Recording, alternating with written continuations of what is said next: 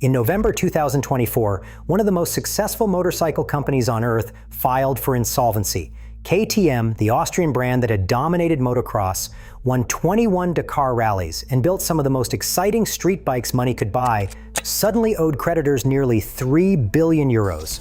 The parent company's stock had already crashed 84% that year. 1,800 workers were about to lose their jobs, and 265,000 unsold motorcycles were sitting in warehouses around the world, gathering dust. For the next 7 months, the factory in Mattighofen, Austria, went silent. No bikes rolling off the line, suppliers refusing to ship parts without prepayment, owners waiting 20 weeks or longer for basic components, forum threads running 60 pages deep with panicked riders wondering if their bikes would become orphans. Then Bajaj Auto, the Indian motorcycle giant that had been quietly building KTMs since 2007, stepped in with 800 million euros. They did not just bail out KTM, they bought it outright. The Austrian motorcycle company is now Indian-owned. The parent company has been renamed Bajaj Mobility AG, and Bajaj's managing director has been saying that European manufacturing is dead to the international press. So here we are in 2026, and if you are watching this video, you are probably asking yourself one question. Should you still buy a KTM? Is this brand on the verge of a triumphant comeback, or are you about to hand over your money to a company that might look very different in 3 years? I spent weeks digging through financial filings, court documents, industry reports, and owner forums to find out. What I discovered is more complicated than the headlines suggest, but by the end of this video, you will know exactly what you are getting into if you walk into a KTM dealer tomorrow. Let us start with how a 3 billion euro empire collapsed in 12 months. As recently as 2023, KTM looked unstoppable. The company posted record revenue of 2.6 billion euros. They produced over 380,000 motorcycles. They owned 3 iconic brands, KTM, Husqvarna, and GasGas. They were winning championships across motocross, enduro, rally raid, and MotoGP. The founder and chief executive officer, Stefan Pierer, was celebrated as the visionary who had transformed a bankrupt Austrian factory into Europe's largest motorcycle manufacturer. But behind the orange curtain, serious problems were building. KTM had been on an acquisition spree for over a decade. They bought Husqvarna from BMW in 2013. They acquired GasGas in 2019. They took a controlling stake in MV Agusta in 2024. Every acquisition added debt to the balance sheet, and every acquisition required integration costs, expanded dealer networks, and increased production complexity. When the pandemic hit in 2020 and 2021, motorcycle demand exploded. People stuck at home suddenly wanted to ride. KTM ramped production to approximately 1,000 units per day at the Mattighofen factory. The assembly lines ran hot, then demand normalized, interest rates rose. The post-pandemic motorcycle boom ended, and KTM kept building bikes at pandemic levels. This is the part that still shocks industry analysts. Board member Hubert Trunkenpolz admitted publicly that the company damaged the KTM brand with overproduction and quality problems. Those are his words, not mine. They kept building bikes that nobody was buying. By late 2024, 265,000 unsold motorcycles were sitting in warehouses and dealer lots worldwide. That's an entire year's worth of global sales just sitting there, depreciating. The financial hemorrhage accelerated through 2024. First half losses hit 172 million euros, compared to 53 million euros in profit the year before. Net debt surged 89% to 1.4 billion euros by mid-year. Just storing all those unsold bikes consumed 440 million euros in additional liquidity between January 2023 and October 2024. Then came November 26, 2024.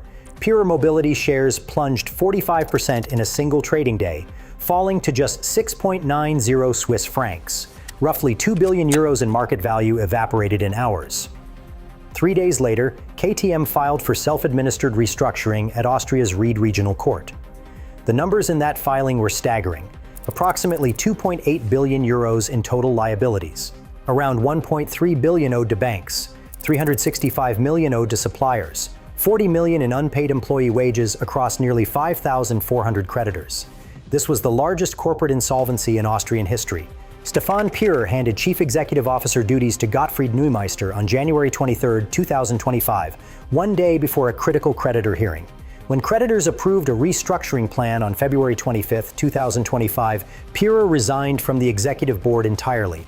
The man who had built KTM into a powerhouse was out. That restructuring plan offered creditors 30 cents on the euro. A one-time cash payment totaling 548 million euros was due by May 23, 2025. The remaining 70% of claims were simply written off. Over 1,850 employees lost their jobs. Total headcount fell from roughly 6,000 to 3,794 by the end of 2025. Production at the Mattighofen factory halted on December 13, 2024. It did not fully restart until July 28, 2025. 7 months of silence from one of Europe's largest motorcycle plants. There was a brief restart attempt in March that assembled just 4,200 bikes before parts ran out again. Suppliers had been burned by unpaid invoices. They demanded prepayment. Some suppliers reported lead times of 20 to 52 weeks for critical components.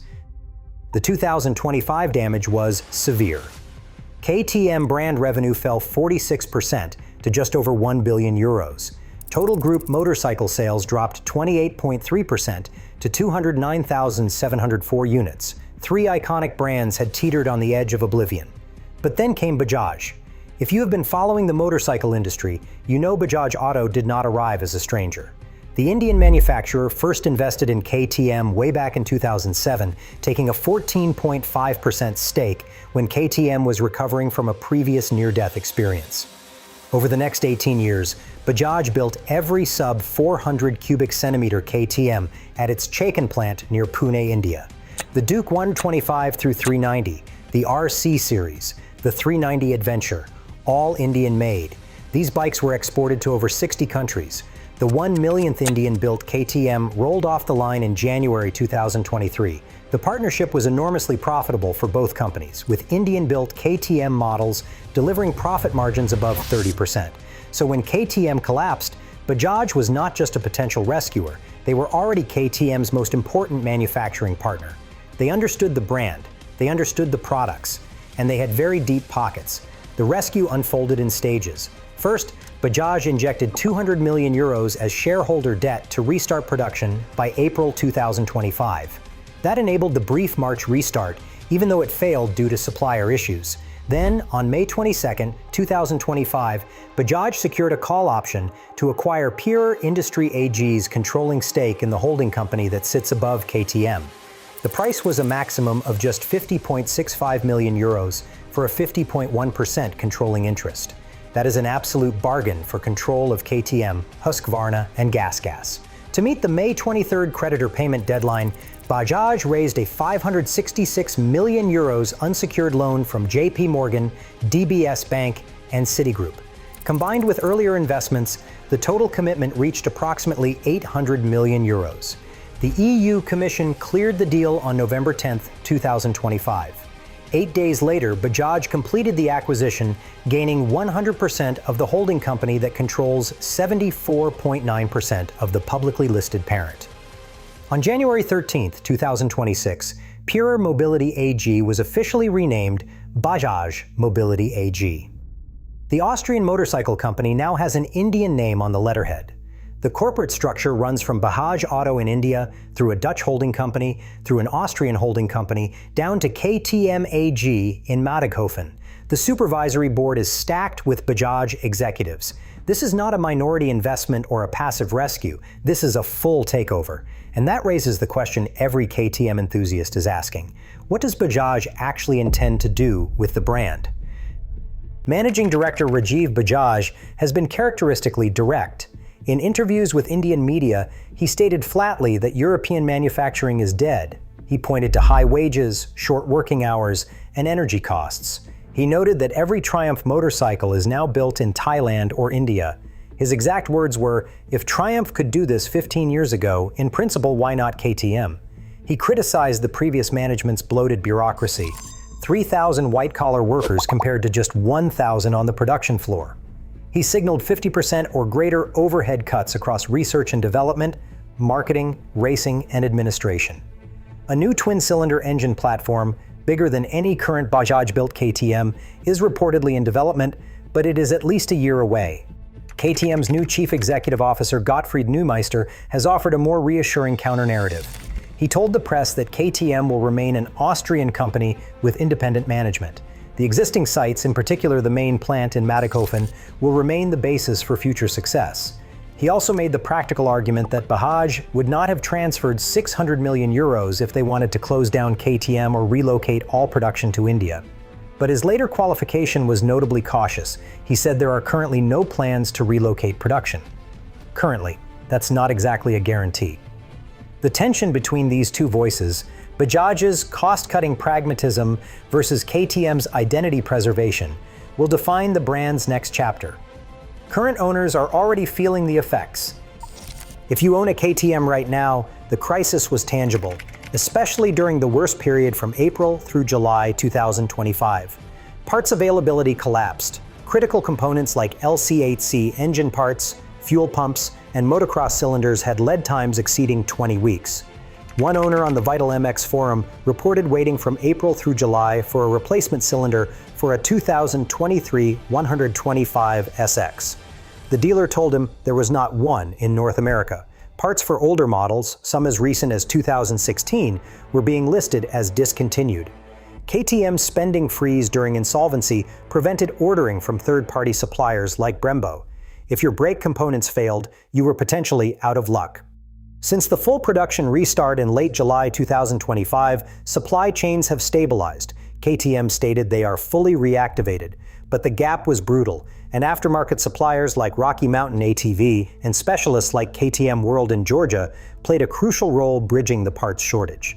Warranty support has actually improved, which is genuinely surprising given the circumstances. KTM launched a complimentary 4-year premium manufacturer's warranty covering all new unregistered 2023 through 2026 LC8 and LC8C street and adventure models. The warranty is transferable and valid worldwide.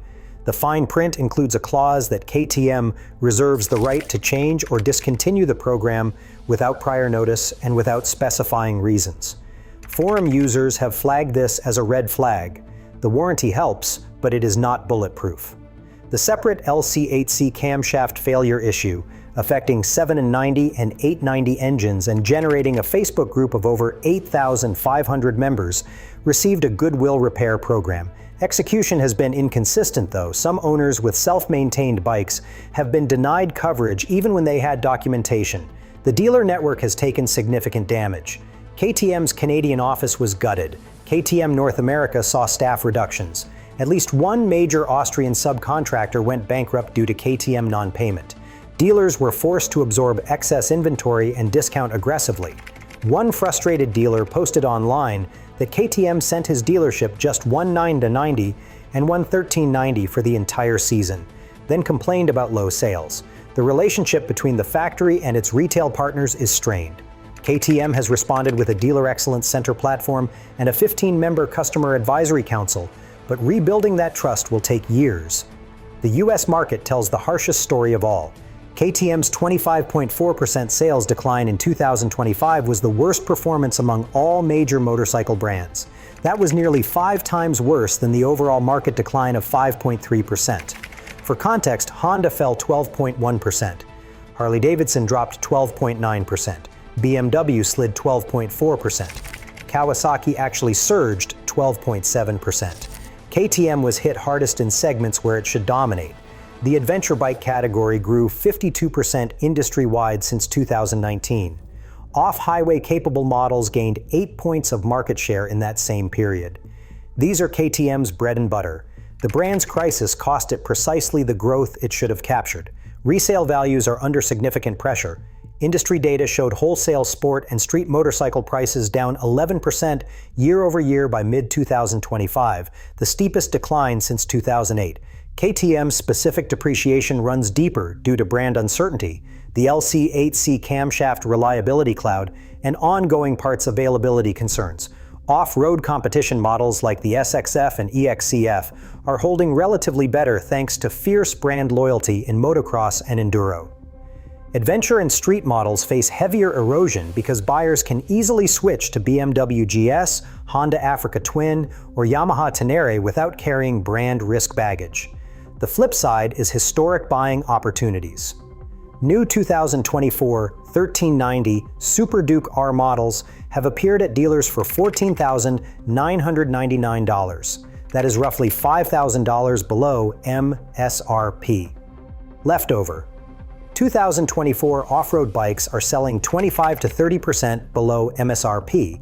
KTM is offering 0% annual percentage rate for 60 months, up to $2,000 in factory savings, and $2,250 in free power wear and power parts with new street bike purchases. The new 390S MCR at $5,499 MSRP is aggressively undercutting competitors. For buyers comfortable with the risks, the value proposition has arguably never been better. You are getting more bike for less money than at any point in the last decade. But is that discount worth the uncertainty? To answer that question, we need to look at what happened when other motorcycle brands faced similar crises. Every major motorcycle brand crisis of the past half-century offers relevant lessons. And spoiler alert, the brands usually survive. The question is what they become on the other side. Start with Harley-Davidson. In 1969, AMF, a conglomerate that made bowling equipment and tobacco products, bought Harley-Davidson.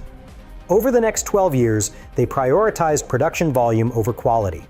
By the late 1970s, 30% of Harley motorcycles came off the assembly line incomplete. Oil leaks were so common they became a running joke. Japanese bikes were eating Harley's lunch in performance and reliability.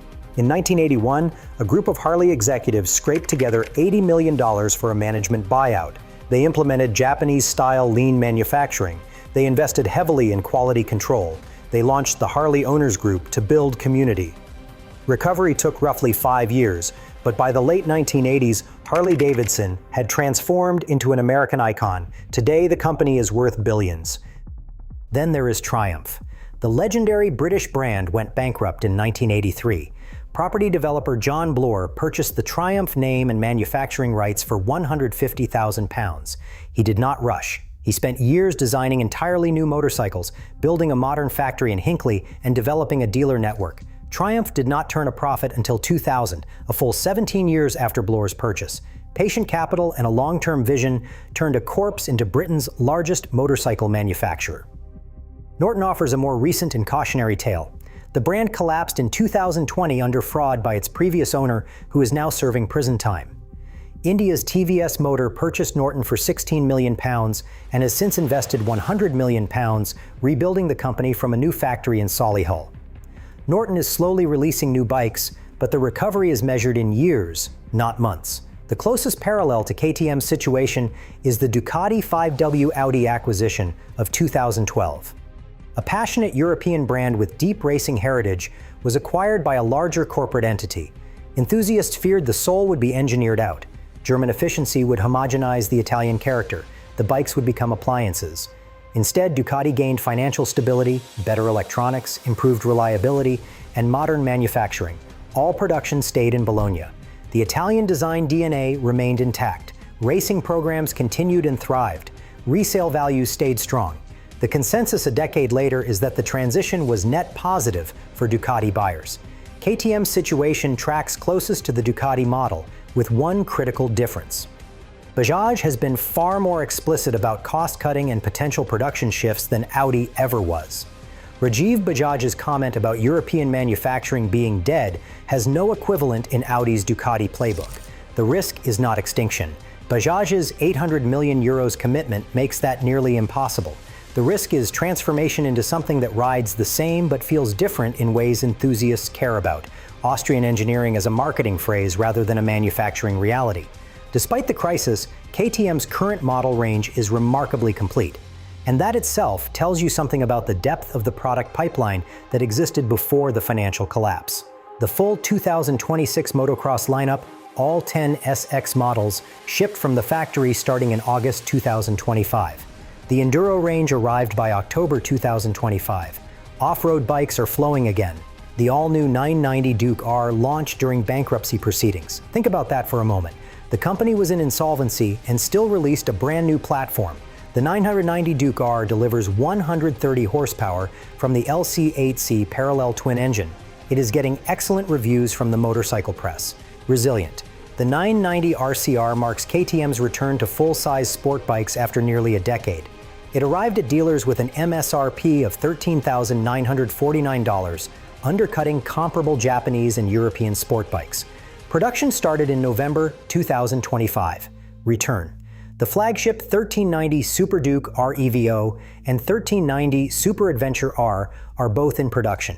The 390 series Duke, Adventure, and Enduro continues uninterrupted from Bajaj's Indian plant. Those bikes never faced supply chain disruption because they were never dependent on Mattighofen. Flagship.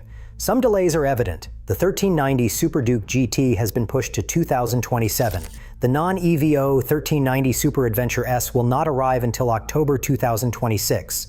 The cross-country range shrank from 6 models to 4, but the fact that KTM launched 2 entirely new platforms during a bankruptcy year demonstrates that the engineering and product development side of the company remained functional even as finance collapsed. Husqvarna and GasGas face more uncertain futures. Husqvarna sales plunged 38.8% in 2025, and the brand lacks a clear long-term strategy under Bajaj. GasGas motorcycle production moved from Girona, Spain to Mattighofen, with its MotoGP branding already absorbed into KTM's factory team. Industry observers speculate GasGas may gradually shift toward an electric bicycle identity. Both sub-brands represent purer era expansion that Bajaj may trim to restore the brand to the core. Racing provides another important signal. KTM won 29 championship titles in 2025, their most successful motorsport year ever. Luciano Benavides won the 2026 Dakar Rally by just 2 seconds. That is KTM's 21st Dakar victory, extending a dynasty that spans decades.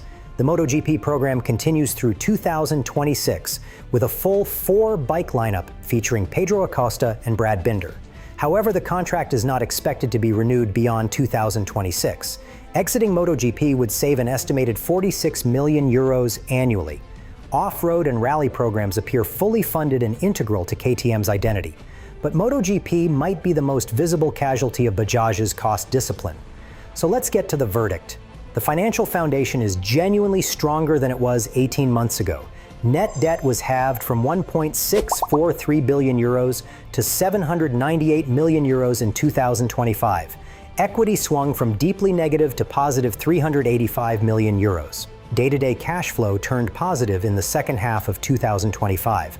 Bajaj Auto itself is enormously profitable. Their most recent quarterly results showed record profit of $279 million on industry-leading profit margins above 20%. This is not a distressed buyer scraping together funds. This is India's most profitable motorcycle company deploying strategic capital. They have the resources to support KTM through a multi-year turnaround. The risk matrix breaks down into 3 timeframes. In the next 6 months, parts availability is recovering but not fully normalized.